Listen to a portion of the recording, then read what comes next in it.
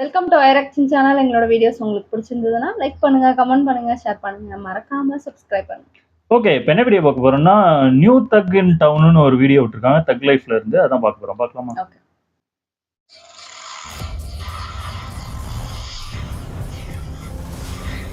செமையா இறங்கிட்டாரு.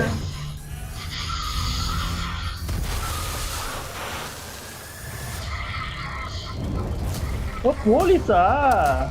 STR super. போலீஸா? அதான் அந்த சைரன்லாம் இருக்கு மேல.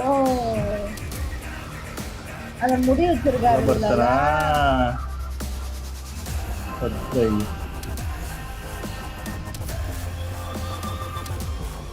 சூப்பர், நல்லா இருந்துச்சு.